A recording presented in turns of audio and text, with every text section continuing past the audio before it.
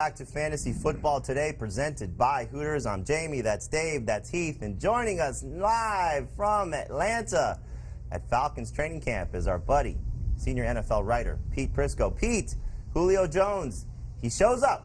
He kept his promise. He's going to be with the Falcons despite some ongoing contract talk, but he's also dealing with this foot problem. Tell us what's going on with Julio. Well, look, this is a situation where he's got a deal already in place, I think, with the team. Arthur Blank has come out and said he's not going to allow him to go anywhere else. He's going to give him a long-term deal, and Julio Jones says he trusts him. So I already think there's a wink-wink deal. It'll probably get announced in the next coming weeks, and it's probably going to make him the highest-paid receiver in the league, and rightfully so, because in my mind, he is the best receiver in the league. Yeah, hard to argue with his production.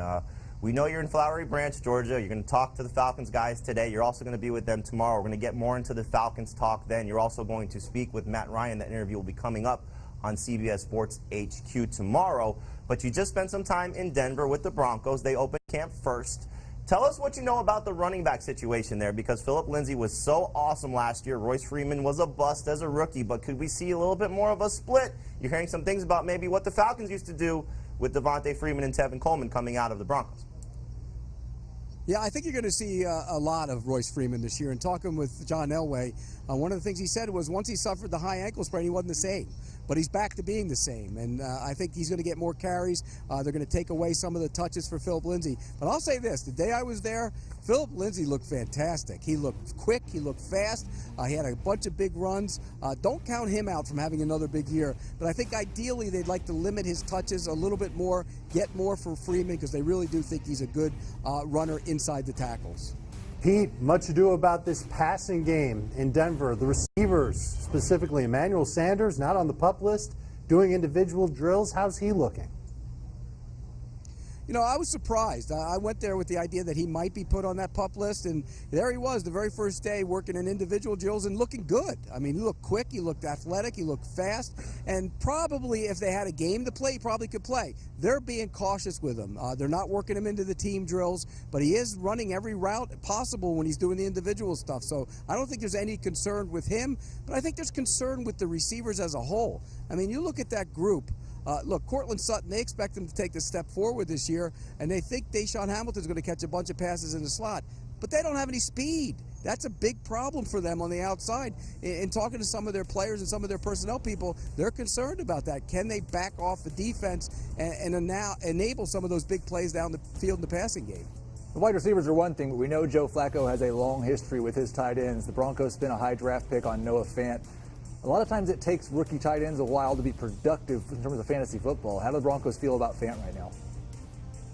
Yeah, I mean, the production numbers are probably 40, 50 catches. That's what I've gathered from the guys I talked to out there, and they've been impressed with him. I mean, look, he's not going to be the greatest inline blocker, but that's not why they drafted him. They drafted him to create matchups, problems in the middle of the field, and he can do that. I mean, he's a smooth runner. He can get down the field. He can separate. I think he's in for a long, long career as a pass-catching tight end, and I think this year, 40 catches maybe for, whatever, 5-6 touchdowns, maybe they can get that out of him. The fact that they don't have the great speed outside to maybe back some defenses off, that'll allow him to create some problems in the middle of the field. I think he's going to get some doubles at times once he gets going, but I'm telling you, this kid is a big-time pass-catching tight end. Well, Pete, we know you're a quarterback guy. Spent some time, like you said, with one of the greatest quarterbacks of all time in John Elway. How does he feel about the guys that he brought in Joe Flacco, in Drew Lock? We know Flacco's going to start. How will this play out over the season? Yeah, I think the ideal scenario for them is Joe Flacco plays the entire season. Look, Drew Lock is a guy that John Elway really loved. You know John Elway, he loves the big-arm quarterbacks, but he's a little bit behind. And just talking to some people around the organization, he hasn't picked it up quite as quickly as they expected. So I think this is a scenario where Joe Flacco is the starting quarterback the entire season for the Denver Broncos. And look, he made a couple really nice throws the day I was there. There were some inconsistencies. But remember, this offense fits him. When he played in it for Gary Kubiak back in the day in Baltimore, he had one of his best seasons, and he likes the offense. He's familiar with it. He knows the verbiage already. So I think it's going to be a very good situation for Joe Flacco. Pete, you like to give me a hard time that we only talk about offense on this show. We're going to talk a little defense. Tell us what Vic Fangio coming to the Broncos will do for that Broncos defense. It's been a very good defense over the last several years, Von Miller and company. How will Fangio's influence help that unit, and can they get back to being one of the dominant groups in the NFL? Well, I'll tell you what, they're going to be an aggressive group. That's the one thing. And talking to their players, and Chris Harris, the corner, told me, he said they're going to be very aggressive, and they love the defense. I think it's going to be great for Von Miller and Bradley Chubb, particularly Chubb. Von Miller, we know what he can do. He's going to actually do some coverage things in this defense, which I wouldn't do. But Bradley Chubb is the guy who's probably going to play the Khalil Mack role, the physical outside guy who can hold up in the run game and can get after the quarterback. I think this is the year. I think Von Miller's the best edge rusher in the game, but I think this is the year that Bradley Chubb pushes to that level. They do have some concerns in the secondary, but I think when you look at the front, if they can get after the quarterback from those two spots, they're going to be a very good defense, and Vic Fangio knows how to coach defense. Pete, give us a little bit of a preview we're expecting from the Falcons. Again, we're going to get more into the Falcons talk tomorrow, so you want to stay tuned to that on Fantasy Football Today. But what are you expecting to see out of this group? Well, I think when you talk about their offensive line was an issue last year, and it's been upgraded in a big way.